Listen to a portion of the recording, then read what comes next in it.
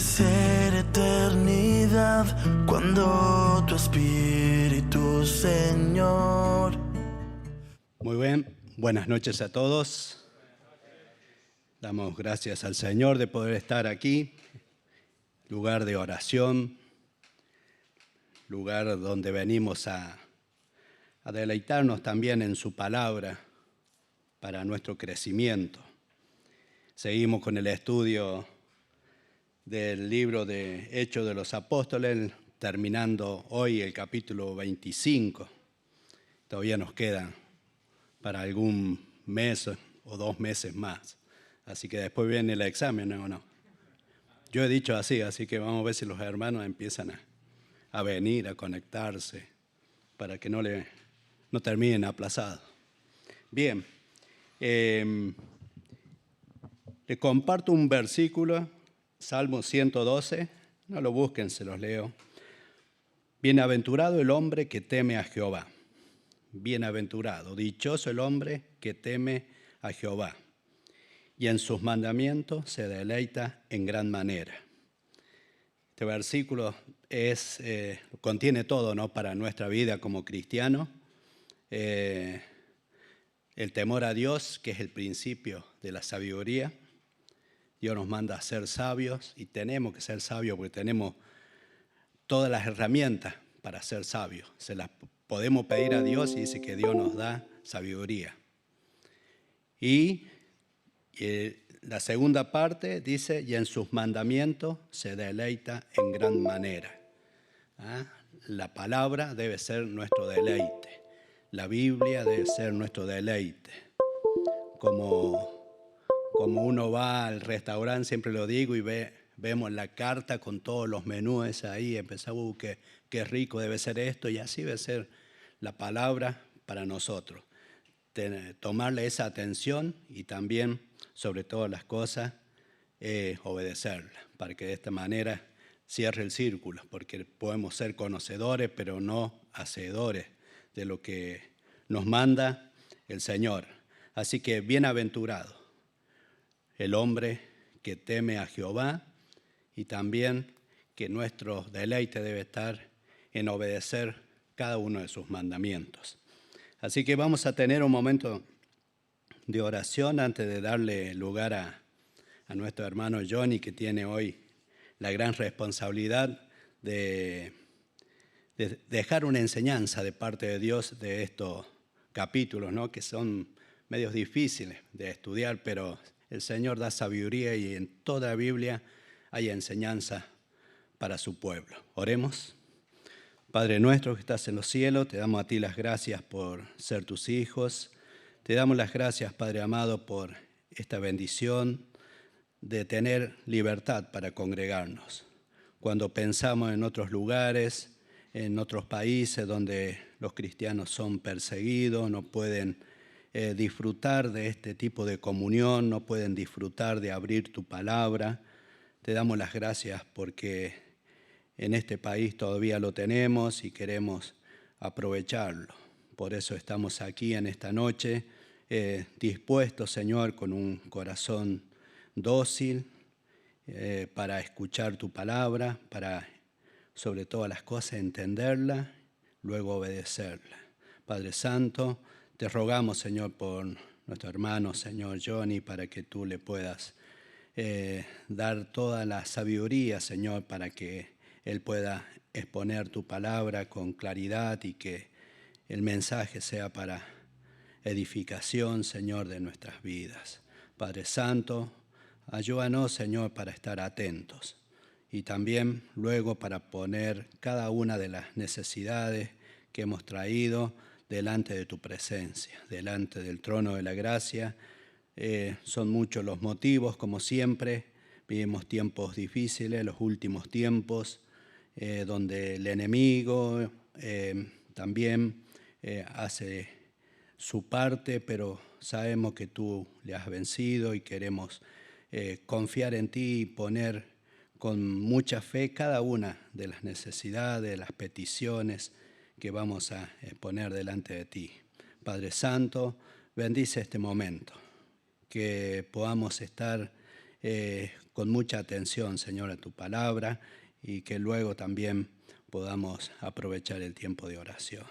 Gracias, Padre amado, por todo y lo dejamos en tus manos, en el nombre de Cristo Jesús. Amén. Johnny.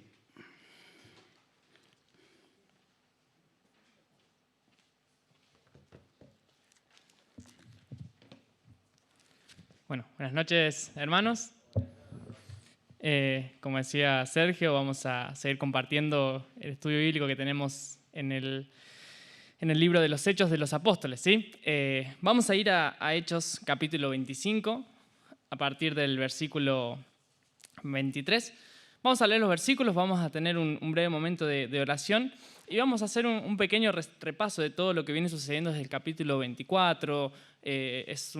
Como bien mencionaba Sergio, unos capítulos que son un poquito más difíciles porque hay mucho sobre tribunales, el tribuno, aparecen los gobernadores de Roma y puede llegar a ser un poco confuso, entonces vamos a ponernos en tema y luego sí continuar con el estudio bíblico. Hechos de los Apóstoles, capítulo 25, del versículo 23 al 27. Dice así la palabra de Dios. Al otro día, viniendo Agripa y Berenice con mucha pompa, y entrando en la audiencia con los tribunos y principales hombres de la ciudad, por mandato de Festo fue traído Pablo. Entonces Festo dijo: Rey Agripa, y todos los varones que estáis aquí con nosotros, aquí tenéis a este hombre, respecto del cual toda la multitud de los judíos me ha demandado en Jerusalén, y aquí dando voces que no debe vivir más. Pero yo, hallando que ninguna cosa digna de muerte ha hecho, y como él mismo apeló a Augusto, ha determinado enviarle a él. Como no tengo cosa cierta que escribir a mi señor, le he traído ante vosotros y mayormente ante ti, oh rey Agripa, para que después de examinarle tenga yo que escribir, porque me parece fuera de razón enviar un preso y no informar de los cargos que haya en su contra. Oramos. Amado Padre, te damos gracias por esta oportunidad de abrir las Escrituras, de abrir tu palabra, de poder sacar enseñanzas de lo que tú ya nos revelaste. Gracias, Padre, porque podemos hacerlo con libertad. Te ruego que lo que podamos meditar hoy pueda ser de bendición para nuestras vidas, Señor, y también que pueda ser desafiante para que podamos aplicarla y obedecerlo. En el nombre del Señor Jesús, amén. Vamos a ver un poquito de lo que venía sucediendo. Capítulos más atrás aparecen figuras como Félix, Festo, el rey Agripa. Tenemos a Pablo, que estaba en la región de Cesarea, ¿sí? En el lugar que se llamaba el pretorio de Herodes. Venía sucediendo una serie de sucesos, valga la redundancia. En un lapso de 2 años, Pablo estuvo yendo de aquí para allá con distintos tribunales que algunos le daban juicio, otros directamente lo aplazaban, decían, bueno, lo dejo ahí por temor quizás a perder el apoyo político de los judíos. Entonces estaba como en un ida y vuelta o la causa quedaba frenada por cierto tiempo. Ese es el contexto que estaba el apóstol Pablo. En ese lapso de 2 años pasaron 2 gobernadores, ¿sí? Primero Félix, luego el que lo suplantó o el que vino después Festo, ¿sí? Y aparece también el rey Agripa junto a su hermana Berenice. ¿Qué venía sucediendo? ¿Sí? Venía el sumo sacerdote con algunos miembros del Sanedrín y un abogado, no sé si alguien se acuerda cómo se llamaba. Exactamente, a Tértulo. Descendieron a Jerusalén, bien Adrián, está estudiando. Que se acercaron a Félix para intentar convencerlo, ¿sí? De que Pablo era culpable y que querían matarlo directamente, ¿sí? Y vemos varias de las acusaciones, pero eran 3 principalmente. La primera, que Pablo era un agitador que fomentaba los disturbios entre los judíos, ¿sí? Dentro del imperio. En segundo lugar, que era como la cabecilla de una secta que llamaban los nazarenos, ¿sí? Lo querían hacer parecer eso. Y en tercer lugar, que había querido o había profanado el templo de Jerusalén, por eso querían juzgarlo. Pero la realidad es que no había testigos, la causa hacía agua por todos lados, como solemos decir, y la única evidencia o lo único por lo cual lo podían juzgar era que Pablo creía en la resurrección de los muertos, ¿sí? Así se resume. Entonces los judíos sabían que si Pablo no estaba en su jurisdicción y estaba en la jurisdicción romana, no iban a poder juzgarlo por nada. Es por eso que Félix, que quizás estaba un poquito familiarizado ya con el cristianismo a causa de su esposa, que se llamaba Drusila, sí, este nombre no lo voy a preguntar porque es más puntual, Félix aplazó el proceso, ¿sí?, en ese periodo de 2 años. Unos dicen, está registrado en la palabra de Dios, que quizás él esperando quizás algún soborno o alguna ayuda de Pablo que diga, bueno, si vos me das esto, yo te dejo libre. Pero esto no sucedió así. Y luego de este periodo de 2 años es donde aparece este nuevo gobernador, este gobernador Porcio Festo. Entonces los judíos que pensaron, bueno, como hicimos el pedido ante Félix, vamos a hacer el mismo pedido a Festo para ver si nos deja traer a Pablo a Jerusalén. Así lo juzgamos, entre comillas, porque la idea de ellos era matarlo directamente, ¿sí? Pablo ahí fue muy inteligente, ¿sí?, haciendo valer sus derechos como ciudadano romano. Sabía que si iba a Jerusalén, lo iban a matar. Entonces él dijo, yo soy ciudadano romano, puedo apelar al César, que era la máxima autoridad del imperio, ¿sí? Él sabía que era muy probable que no recibiera un trato justo en Jerusalén. A todo esto, ¿sí?, Festo aceptó. Sí, estoy haciendo todo un resumen de la historia como para que podamos estar en tema antes de llegar a estos versículos, ¿sí? Festo aceptó concederle el pedido de Pablo de ser enviado a Roma, ¿sí? Y mientras tanto el rey Agripa estaba de visita, entonces aprovechó para llamarlo para poder pedirle consejo y poder ver cómo actuar en esa ocasión. Sabemos que los judíos eran muy inteligentes. ¿En qué sentido? Ellos trataban de estar congraciados con la parte política, diciendo, mira, si vos haces a que Pablo vaya encarcelado o lo entregás en nuestras manos para que lo matemos o ustedes le dictan condena de muerte, no van a tener problemas ni disturbios con respecto al trato con los judíos. Gracias.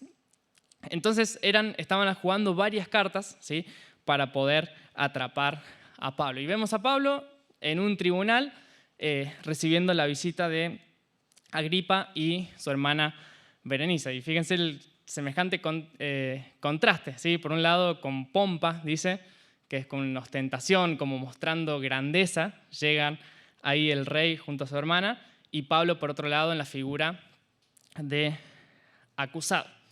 Y con la ayuda de Dios vamos a ver 3 sencillos puntos que se desprenden de este pasaje. En primer lugar, si volvemos al versículo que estábamos leyendo, en Hechos 25, versículo 27, Festo dice, porque me parece fuera de razón enviar un preso y no informar de los cargos. Y el primer punto que me gustaría que podamos desarrollar en esta noche es respecto a la circunstancia irracional, ¿sí? Más atrás, en Hechos 25:7, dice, cuando éste llegó, lo rodearon los judíos que habían venido de Jerusalén, presentando contra él muchas y graves acusaciones, las cuales no podían probar, ¿sí? Vemos que Pablo estaba en una situación o una circunstancia que no tenía ningún tipo de sentido, porque estaban acusándole de cosas que eran mentiras, ¿sí?, que no merecían la pena de muerte. Eran acusaciones que era un agitador, que formaba parte de esta secta que ellos llamaban de los nazarenos y que había tratado de profanar el templo.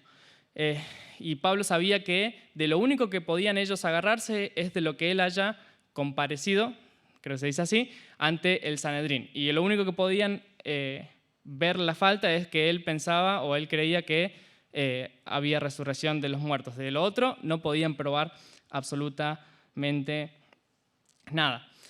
Y acá es donde entró Pablo en ese dilema, ¿sí? ¿Qué hago? ¿Me voy a Jerusalén, donde sé que me van a matar y quizás termino mi carrera, ya estoy cansado, estoy hace 2 años de juicio en juicio, encarcelado, o sigo con el propósito que tenía Dios para mi vida? Y Pablo dijo, no, yo voy a continuar con mi propósito. Y esto me lleva a pensar que cuántas veces por no actuar a tiempo o por no aprovechar las herramientas que Dios nos deja, nos terminan enviando y nos terminan matando en Jerusalén, obviamente en un sentido figurado. ¿Cuántas veces terminamos compartiendo quizás, no sé, chistes de mal gusto en compañeros de trabajo o estamos en esa ronda donde se hablan cosas que no se deben Y es como que en sentido figurado estamos yendo a Jerusalén, bajando la guardia, diciendo, listo, hasta acá llegué y voy y allá matan mi ministerio.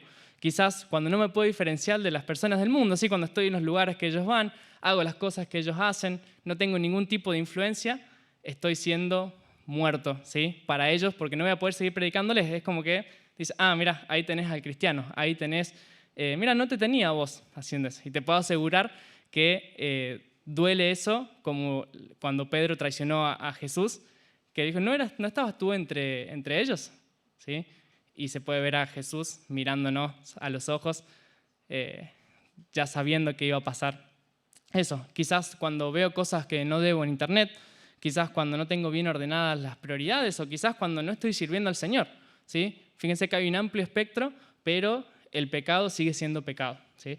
No podemos ni maximizar ni minimizar otro, pero ¿cuántas veces estamos como bajando la guardia, diciendo hasta acá llegué, y terminamos cayendo y terminamos muertos en Jerusalén en sentido figurado por no continuar con el propósito de Dios, y quizás porque la circunstancia nos parece a nosotros irracional, terminamos bajando la guardia y dejando que nuestro propósito se diluya en nuestro andar por aquí en la tierra.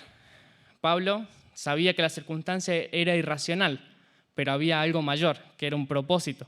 Y ese propósito sí era racional. Y con eso vamos a entrar al segundo punto. El propósito de Dios para Pablo fue sumamente claro. Vemos en un versículo que les invito a que podamos leer.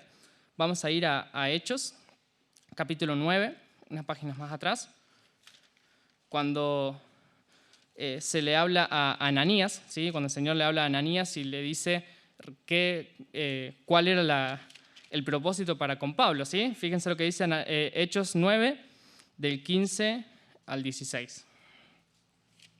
El Señor le dijo, ve, le estaba diciendo a Ananías, porque instrumento escogido me es este, para llevar mi nombre en presencia de los gentiles y de reyes y de los hijos de Israel, porque yo le mostraré cuánto le es necesario padecer por mi nombre. Entonces, estas circunstancias que podrían parecer irracionales, ¿tenían algún sentido con el propósito? Fíjense, ¿qué decía? Que él llevará mi nombre en presencia de gentiles y de reyes. ¿Cuán probable hubiera sido que Pablo pudiera dar testimonio de su fe o de este camino, como se menciona varias veces en el libro de los Hechos, frente a reyes, si no hubiera sido por estas circunstancias que parecían totalmente irracionales? ¿Sí? Si uno se pregunta eso, dice, quizás esta circunstancia que nosotros vemos según nuestra visión irracional no era tan irracional, porque forma parte de ese propósito eterno que él ya tenía para nosotros. Entonces, en primer lugar, ese propósito racional era súper claro, era a los gentiles, a los reyes y a los hermanos judíos, como menciona este versículo.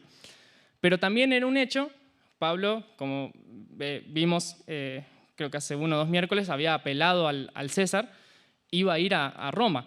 Y eso también estaba claro en su propósito. Vamos a leer una serie de versículos donde confirmamos esto, que Pablo, a pesar de ya haber tenido tantos viajes misioneros, de ir por toda la zona de Asia, él ya sabía y tenía claro que el propósito de Dios era estar en Roma. Vamos a leer Hechos 19, 21.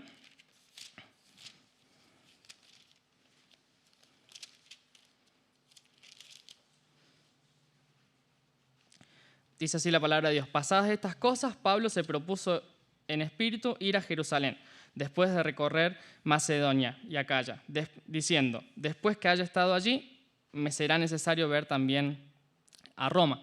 En el capítulo 23, avanzamos un par de hojitas, versículo 11. A la noche siguiente se le presentó el Señor y le dijo, ten ánimo, Pablo, pues como has testificado de mí en Jerusalén, así es necesario que testifiques también en Roma.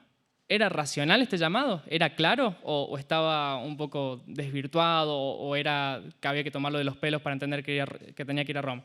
No, estaba clarísimo. Entonces, cuando podemos oír la voz del Señor tan claro, las circunstancias que están a nuestro alrededor, por más irracionales que parezcan, se hacen mucho más chicas con respecto a ese propósito gigante que el Señor tiene para nosotros. De hecho, en la carta a los romanos, que esta carta se escribe en el año 57 después de Cristo, Dicen los historiadores que entre que se escribe el capítulo 20 y 21 de Hechos, ahí podemos situar la carta a los romanos para poder entenderlo bien en contexto. Y dice así Romanos 1:15. Así que en cuanto a mí, pronto estoy a anunciaros el evangelio también a vosotros que estáis en Roma. El versículo 15-23 dice, pero ahora, de la carta a los romanos, pero ahora no teniendo más campo en estas regiones y deseando desde hace muchos años ir a vosotros. También él tenía la esperanza, hay unos versículos que no vamos a leer por amor del tiempo, de que él pueda ir a Roma, basar su misión ahí para poder alcanzar España y que él sea la iglesia de Roma lo que lo encomiende para poder seguir expandiendo el evangelio en la región. Entonces, ¿qué podemos concluir de este punto? Que el propósito de Dios es claro y es racional para tu vida y para mi vida. Y esto me lleva a pensar en cuántas veces las circunstancias actuales nos hacen perder ese foco, ¿sí? Y nos concentramos tanto en el árbol que no podemos ver el bosque que tenemos atrás del propósito de Dios para mi vida, para tu vida, para todos los que estamos acá. Y Pablo, también incluso en su última carta, no sé si alguno sabe cuál fue, que escribió Pablo, 2 Timoteo, que le instaba a Timoteo, ¿sí? Que ese es nuestro propósito aquí en la tierra, claro, explícito y racional. Le dice que instes a tiempo y fuera de tiempo, ¿sí? Que prediques la palabra. Y quizás estamos pasando por un tiempo de injusticias, un tiempo con problemas en la salud, en lo económico, en lo laboral, en lo familiar. Pueden ser un compendio de cosas que quizás yo no sé, quizás vos no sabés qué le está pasando a tu hermano al lado, pero Pablo también ya era consciente de esto. Y en 2 Corintios 4:7 dice, pero tenemos este tesoro, ¿sí? Hablando del Evangelio, en vasos de barro. Y qué linda figura. Nosotros somos esos vasos de barro, que somos quebrantables, sí. Que nos podemos romper, sí. Pero no es nosotros, sino lo que llevamos dentro, ese tesoro que llevamos en vaso de barro para que la excelencia del poder sea de Dios y no de nosotros. Creo que el Señor ha sido sabio en ese sentido. Porque cuántas veces con una seguidilla de cosas que salen bien, uno dice, es que ya la tengo re clara, cómo puedo manejarme en este asunto, en este otro asunto.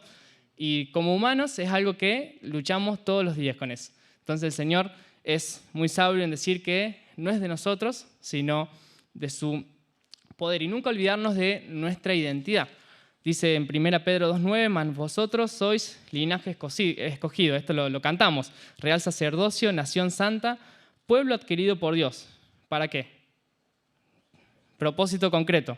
Para que anunciéis las virtudes de aquel que os llamó de las tinieblas a su luz admirable.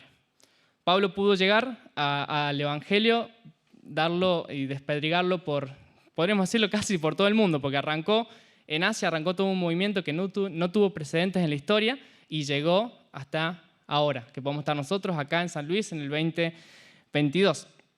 Y por último, el tercer punto que me gustaría que pudiéramos meditar es respecto a cómo Dios puede usarnos para ese propósito concreto o propósito racional claro que tiene para cada uno de nosotros.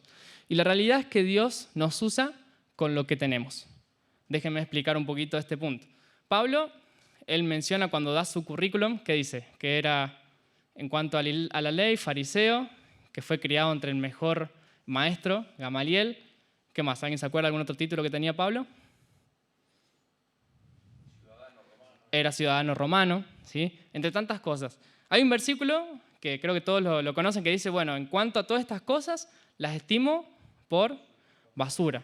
Y uno corre peligro en pensar que, bueno, listo, no le importaba nada. Pero fíjense cómo Dios, en su propósito, le permitió a Pablo utilizar esos títulos para que pudiera seguir avanzando en ese propósito.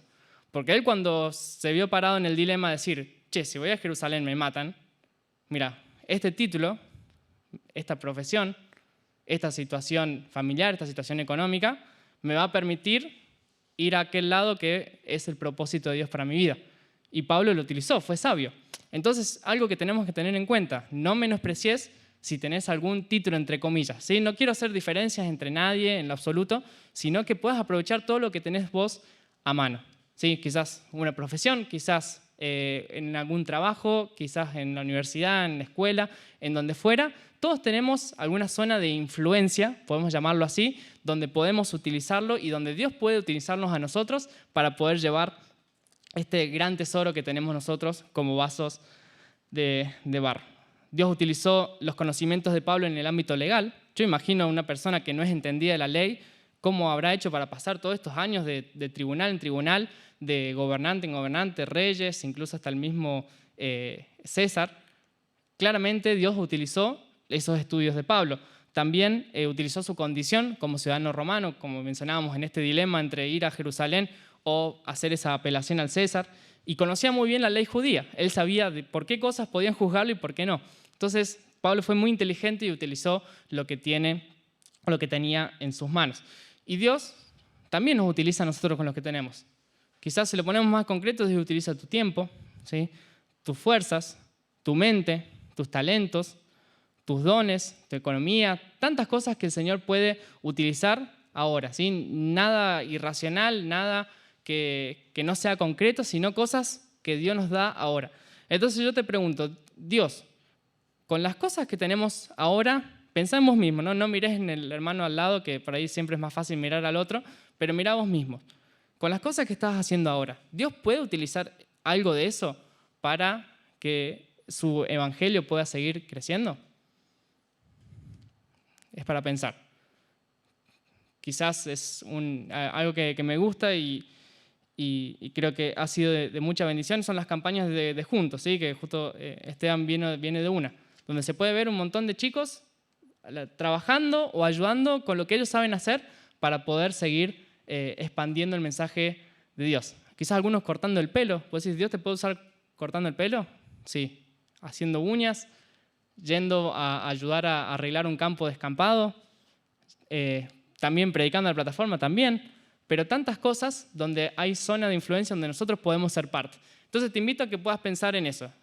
Dios, ¿estoy yo dispuesto a utilizar lo que tengo a mi mano? No te pido un esfuerzo sobrehumano, un esfuerzo que no se pueda realizar, sino con lo que tengo ahora. ¿Puedo hacer ese plus para que todo lo que hago para la obra del Señor sea con esa misión o ese propósito racional o claro, que sea ese mismo propósito que lo llevó a Pablo a decir en Filipenses 3:12, que no que lo haya alcanzado ya, ni que ya sea perfecto, sino que prosigo por ver si logro hacer aquello para lo cual fui también nacido por Cristo Jesús. Hermanos, yo mismo no pretendo haberlo alcanzado ya, pero una cosa hago, olvidando ciertamente lo que queda atrás y extendiéndome a lo que está adelante, prosigo a la meta, al premio del supremo llamamiento en Cristo Jesús. Y el desafío para esta noche, para que podamos pensar que no importa si las circunstancias que estamos viviendo ahora son irracionales, son injustas, son situaciones que no nos dejan ver hacia adelante, que podamos saber que tenemos un propósito que es sumamente claro y racional y que Dios te pide un esfuerzo grande, sí, pero con lo que tenés a mano. ¿Sí? Dios no te va a pedir más de lo que vos no podés dar. La clave está en cuánto vos estás dispuesto a dar para poder servir. Que esto nos sirva para poder meditar, para poder también salir alentados, ¿sí? De que no importa la circunstancia en la que estemos envueltos, vemos este contraste. Pablo siendo juzgado y también entró Agripa con toda su pompa, como decía el versículo. En este contraste también podamos entender nosotros de que no pertenecemos a este mundo, que quizás en este mundo podemos estar sumidos en injusticia, en un montón de cosas que nos pueden pasar, pero nuestro propósito es mayor, que somos ciudadanos del cielo, somos esa nación santa, ese pueblo escogido, para anunciar las virtudes de aquel que nos llamó a su luz admirable. Que el Señor bendiga su palabra.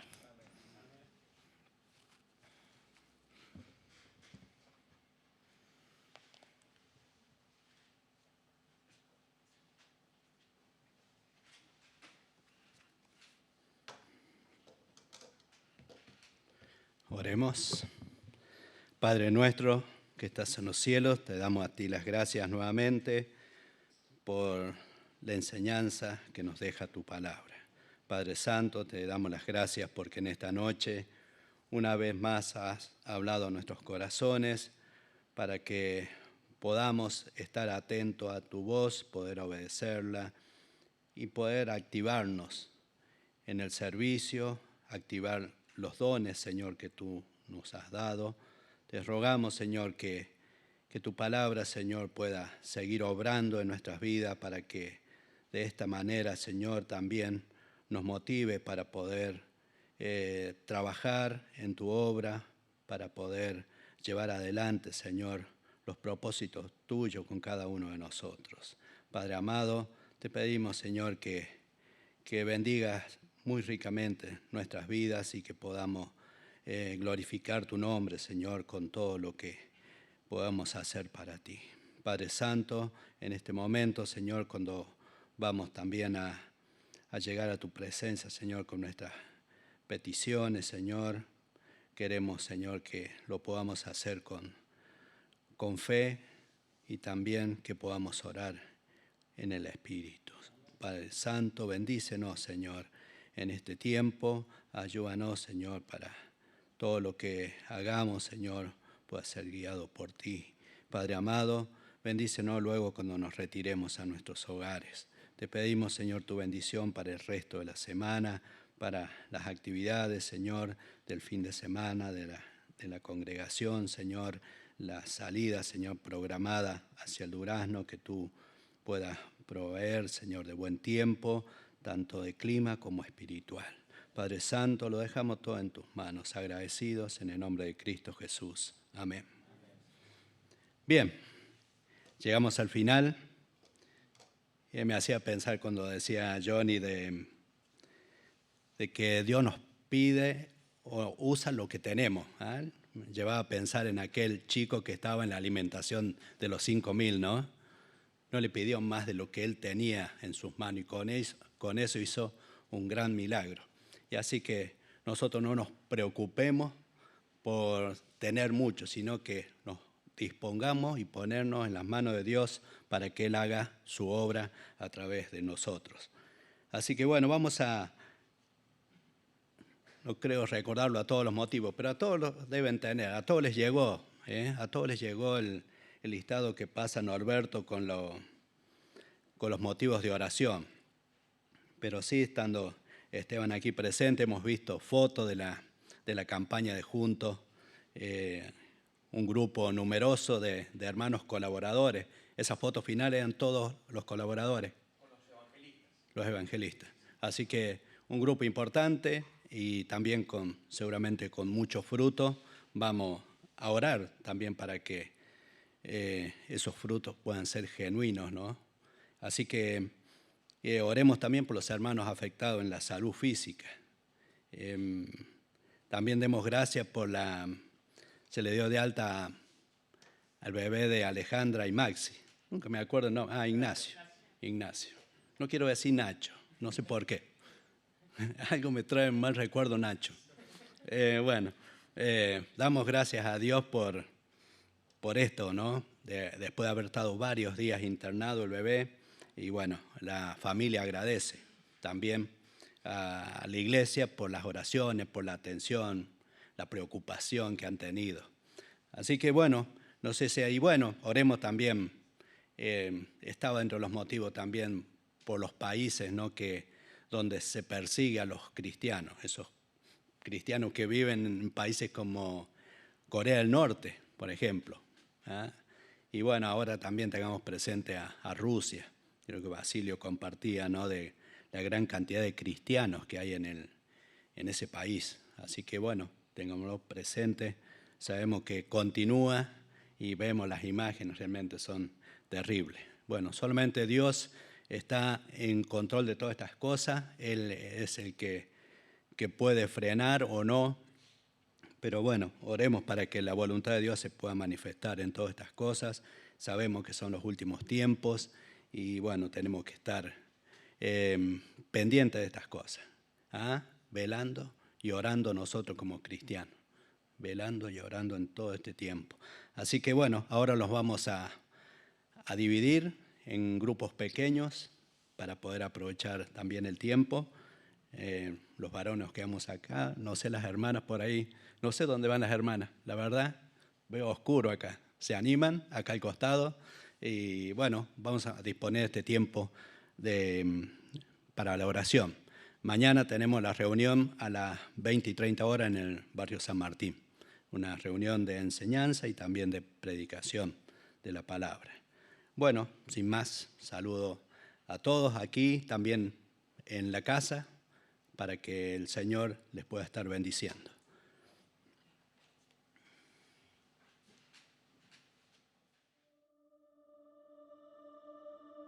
Te amo, es todo lo que puedo decir. Te adoro,